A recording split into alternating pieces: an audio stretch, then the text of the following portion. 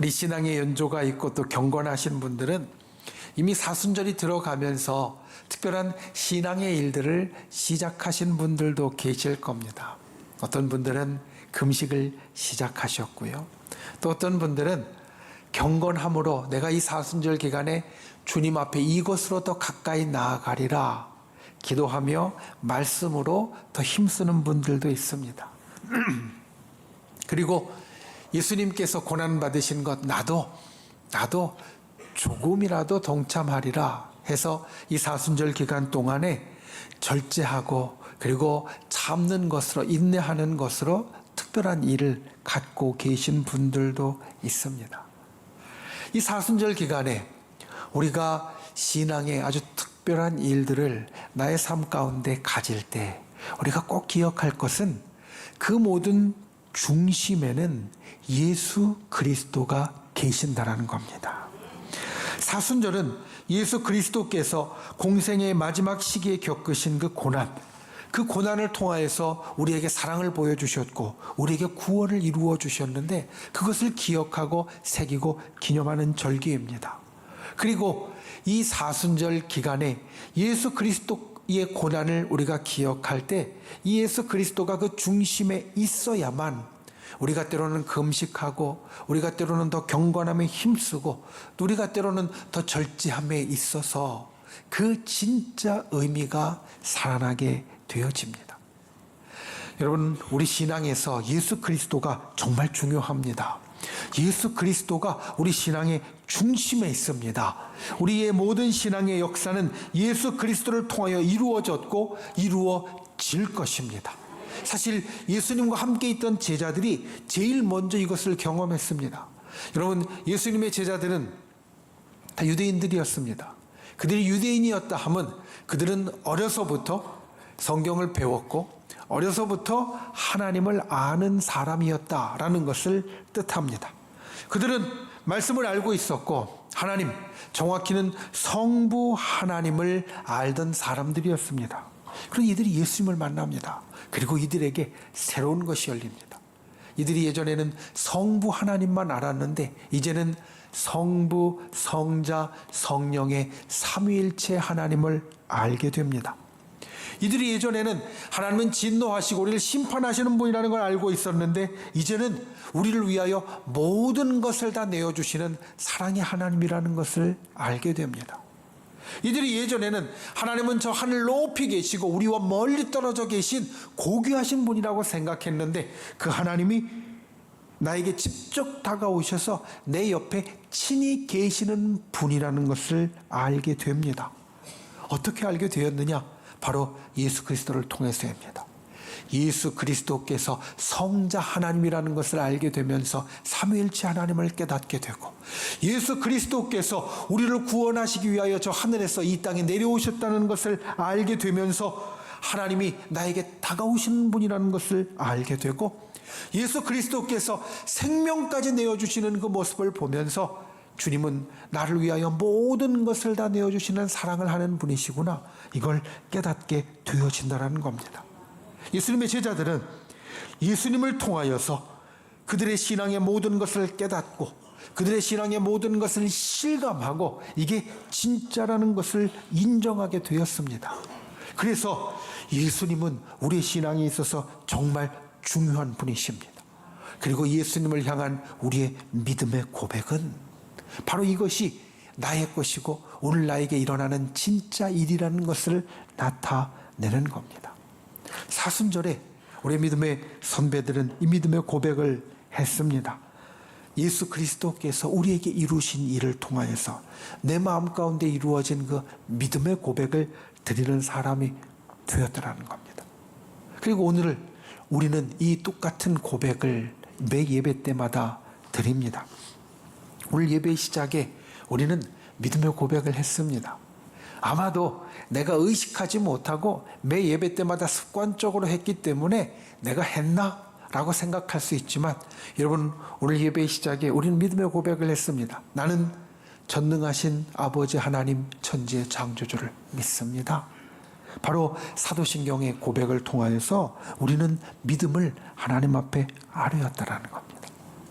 우리가 예배 때마다 고백하는 이 사도신경은 12사도들의 고백을 모았다라고 전해지는 믿음의 고백입니다. 그리고 이것이 우리말로는 나는 전능하신 아버지 하나님 천지의 창조주를 믿습니다라고 되어져 있어서 하나님이 그 앞에 나오고 우리가 예전에 고백했던 예전의 사도신경은 전능하사 천지를 만드신 하나님 아버지를 내가 믿사오며 라고 해서 하나님이 제일 처음에 나오지만 본래 이것을 우리말로 옮기기 전에 라틴어의 고백은 제일 처음에 이와 같은 단어로 시작합니다. 크레도. 무슨 뜻이냐면 나는 믿습니다 라는 뜻입니다. 우리말도 나는 이런 하나님을 믿습니다 라고 되어져 있는데 라틴어는 오히려 이것이 더 선명합니다. 그래도 나는 믿습니다. 무엇을 믿냐면 그 이후에 따르는 모든 것을. 나는 내가 이후에 고백하는 모든 것을 믿는다. 이렇게 시작한다는 겁니다. 이 사순절에 우리가 이와 같은 믿음의 고백을 다시 세울 수 있기를 원합니다. 지난 신앙의 역사에서 사순절을 지내는 믿음의 선배들은 자신들의 믿음을 세우고 고백하는 것으로 이 절기를 지냈습니다. 오늘 말씀의 제목 나는 믿습니다. 이것이 이 사순절에 그리고 나의 인생의 날마다 우리의 고백이 되기를 원합니다.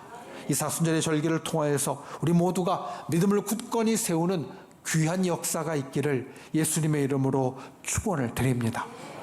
첫 번째, 믿음은 만남입니다. 오늘 말씀에 보면 귀신 들린 소년이 나오고 그 아버지가 나옵니다. 그리고 예수님이 나옵니다. 이 귀신 들린 아들을 갖고 있었던 아버지가 24절에서 외칩니다. 내가 믿나이다. 그리고 그 외침에 따라서 기적이 일어납니다. 그의 아들이 치료를 받았습니다. 오늘 믿음의 고백 내가 믿나이다 라고 했을 때 하나님의 기적이 일어났습니다. 그리고 이 내가 믿나이다라는 말은 오늘 우리가 예배에 고백한 나는 믿습니다 라는 것과 같은 말입니다. 나는 믿습니다. 사도신경에서 우리가 고백한 이 고백은 초대교회 때부터 성도들이 하나님 앞에 올린 것입니다. 이 사도신경을 원어로 하면 우리말로는 사도들의 신앙의 고백이라고 되어져 있지만 원어로 하면 사도들의 심볼이라고 되어져 있습니다. 심볼은 무슨 뜻이냐면 표식, 암호라는 뜻입니다. 그러니까 우리는 담담히 습관적으로 우리의 신앙의 고백을 하는데 이것이 본래는 무엇이었느냐? 내가 무엇을 믿는지를 나타내는 표식이고 그리고 알아보는 사람은 알아보는 암호가 되었다라는 겁니다. 오늘날 우리는 암호를 잘 쓰지 않습니다. 그런데 암호를 아직도 쓰는 곳이 있습니다. 어디냐면 군대입니다. 군대는 아직도 암호를 씁니다. 암호를 왜 쓰느냐? 같은 편끼리만 알아보려고 암호를 씁니다. 같은 편끼리 비밀스럽게 서로를 알아보는 표식을 암호라고 부릅니다. 그래서 같은 암호를 가진 사람은 내 편이구나, 나하고 함께하는 사람이구나 라는 것을 깨닫게 됩니다.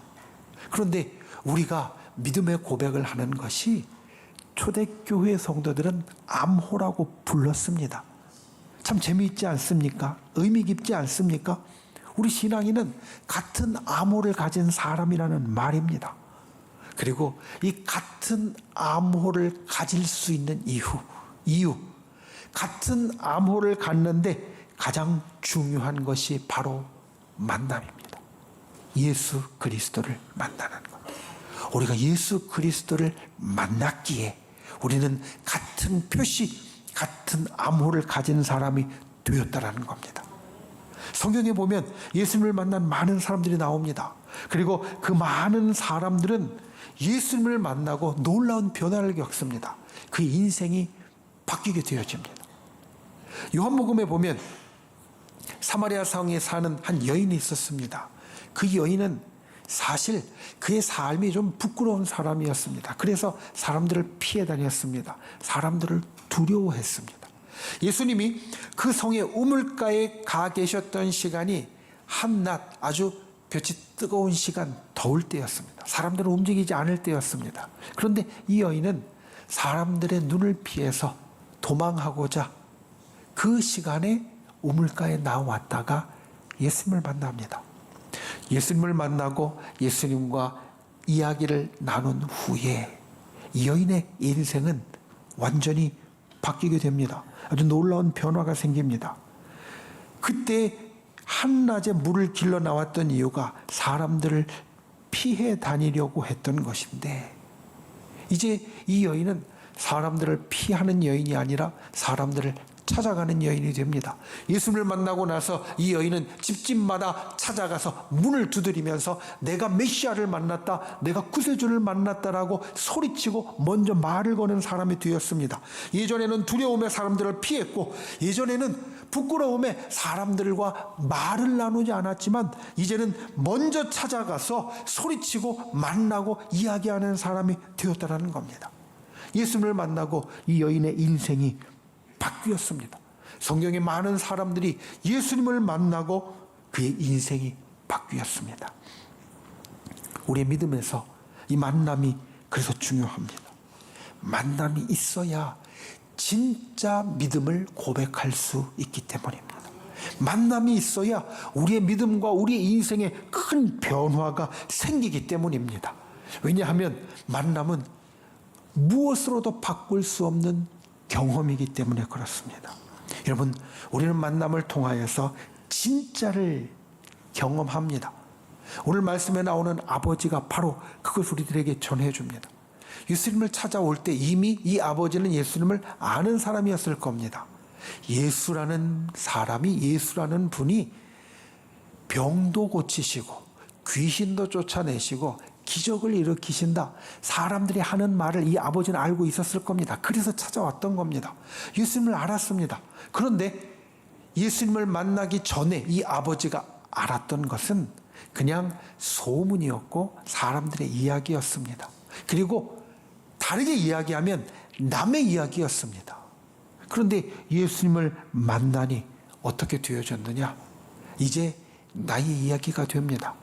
예수님이 병든 사람을 고치시는 것이 나의 이야기가 되고, 예수님이 귀신을 쫓아내시는 것이 나의 이야기가 되고, 예수님이 기적을 일으키시는 것이 나의 이야기가 되었다라는 겁니다. 만남을 통하여서 다른 사람의 이야기가 나의 이야기가 되고, 다른 사람의 소문이 내 경험이 됩니다. 사실 우리는 이 땅을 살면서 사람들 사이에도 이것을 잘 알고 있습니다. 우리가 어떤 유명한 사람에 대한 소문을 듣고 있고, 유명한 사람을 TV에서 보고 사진으로 보고 다른 것을 다 알고 있다 할지라도, 우리가 그 사람을 직접 만나기 전에는 그 사람을 잘 안다라고 말하지 못합니다. 직접 만나야만 잘 안다라고 말하고 그 이후에 여러 가지 일들을 시작할 수 있습니다. 우리의 믿음도 마찬가지입니다. 우리의 삶에서 만남은 우리가 꼭 가져야 할 경험입니다.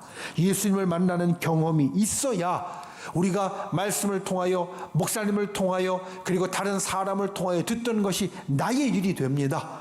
목사님이 이야기한 믿음이 나의 믿음이 됩니다. 그러니 우리는 예수님을 만나야 합니다. 이 사순절에 예수님을 다시 만나야 합니다. 그래야 우리의 믿음이 든든히 세워질 수 있습니다. 이 사순절에 주님을 다시 만나는 귀한 경험이 저와 여러분에게 있기를 예수님의 이름으로 축원을 드립니다. 여러분, 이 만남을 두려워하지 마십시오. 만남은, 특별히 예수님을 만나는 것은 우리에게 주어지는 선물이다.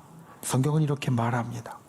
예수님을 만나는데 우리가 기억해야 할 중요한 사실은 예수님을 만나는 이것이 주님이 우리에게 주시는 선물이라는 겁니다. 대가가 필요 없는 것, 그냥 받으면 되는 것이라는 말씀입니다. 우리가 때로는 주님을 간절히 만나기 원할 때도 있습니다. 그런데 사실 신을 만난다는 것, 예수님을 만난다는 건 내 마음대로 내가 주도해서 내가 인도해서 되어지는 것이 아닙니다. 오직 주님이 우리에게 선물처럼 주어질 때 우리에게 이루어지는 일이고, 주님은 그것을 먼저 우리에게 다가오셔서 이루었습니다. 그리고 주님과의 만남은 우리에게 놀라운 일을 일으키는데 우리를 자유하게 만들어 줍니다.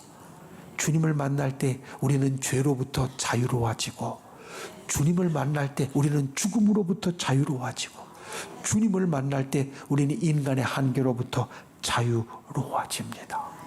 오늘 본문에 소년의 아버지가 이렇게 이야기합니다. 나의 믿음 없는 것을 도와주소서.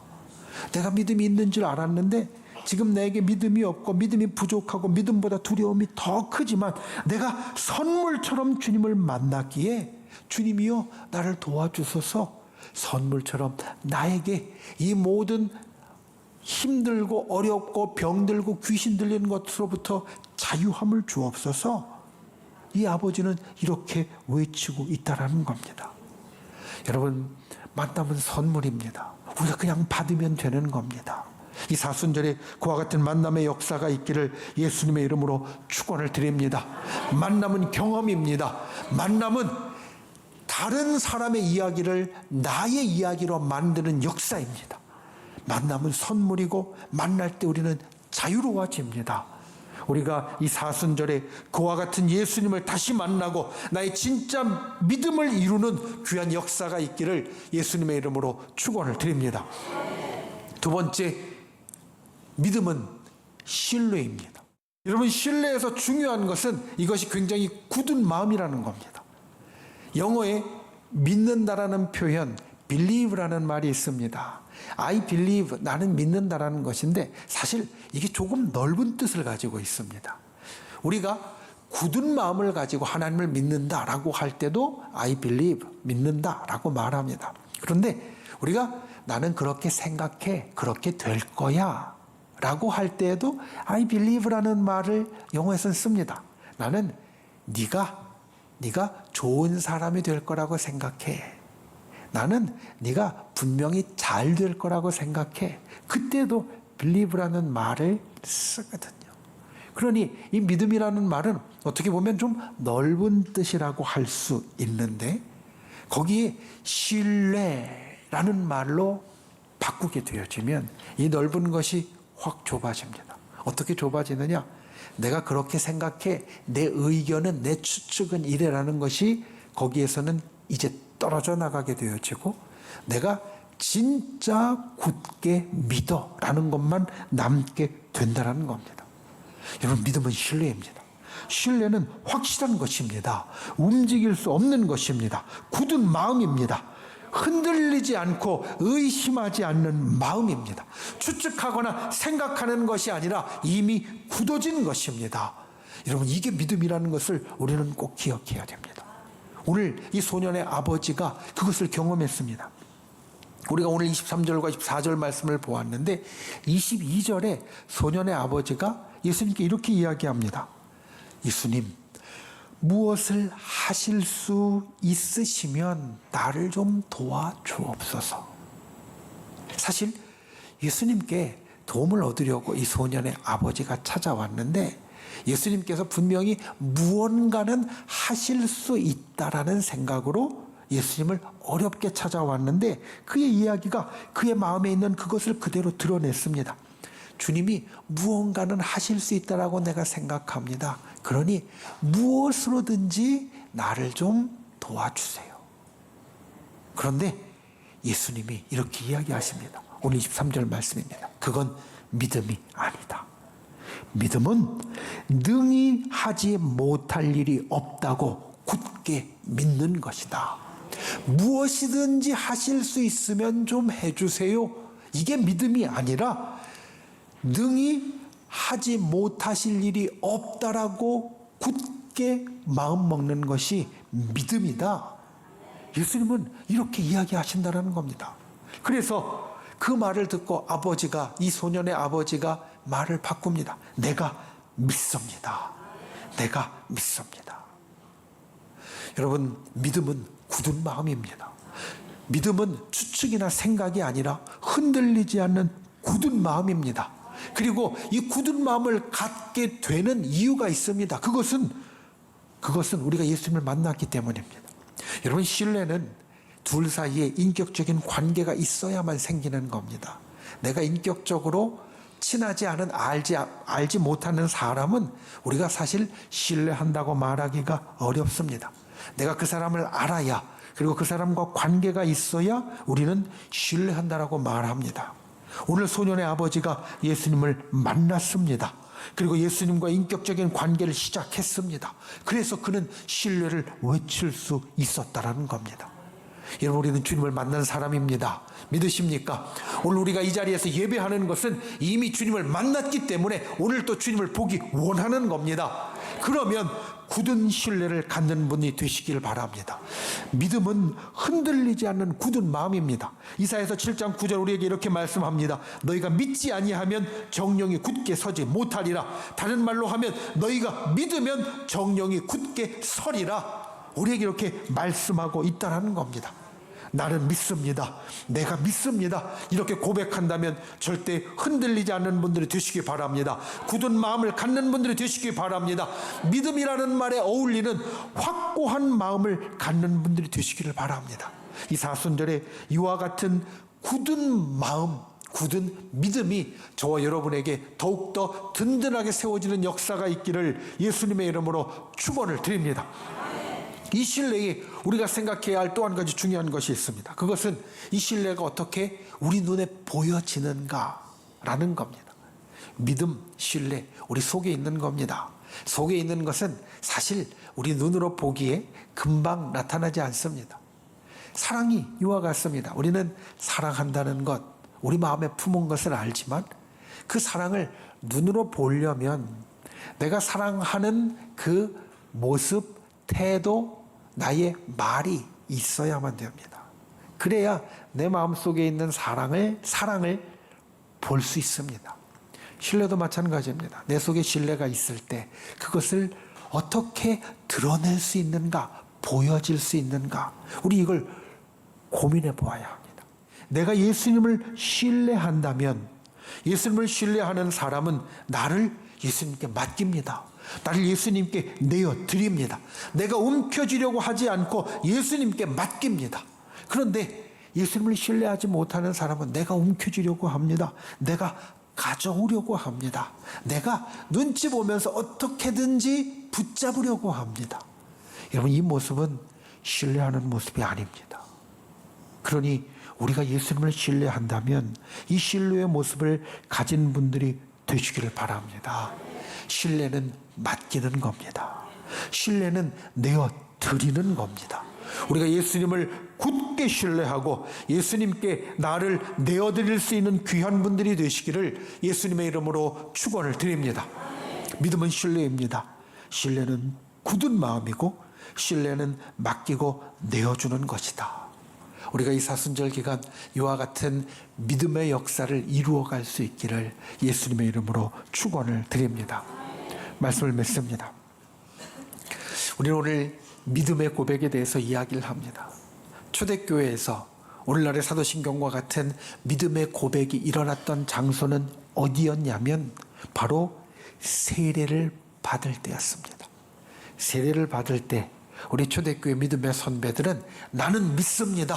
이것을 믿고 이것을 믿고 이것을 믿습니다. 이런 신앙의 고백을 했다라는 겁니다. 여러분, 세례는 무엇입니까? 세례는 물속에 들어갔다 나오는 겁니다. 그런데 단순히 물속에 들어갔다 나오는 것이 아니라 내가 물속에 완전히 들어갔다 나오면서 내가 바뀌는 시간입니다. 나의 죄된 옛 모습은 그 물속에 이제는 깨끗하게 사라지게 되어지고 새로운 하늘의 백성으로 다시 물속에서 일어서는 것이 세례의 시간입니다. 그러니까 우리가 이 새롭게 되어지는 세례의 시간은 믿음의 고백에 이어지는 사건이었다. 이것을 우리가 잊지 말아야 합니다. 신앙의 고백에 따라서 우리가 온전히 새롭게 되어집니다. 우리가 믿음을 중요하게 붙잡아야 할 이유가 바로 여기에 있습니다. 우리가 믿음을 굳건하게 붙잡고 고백할 때 우리가 새롭게 되어지는 역사로 이어진다는 겁니다. 이 사순절의 시간에 우리의 믿음을 세워가는 귀한 역사가 있기를 예수님의 이름으로 축원을 드립니다.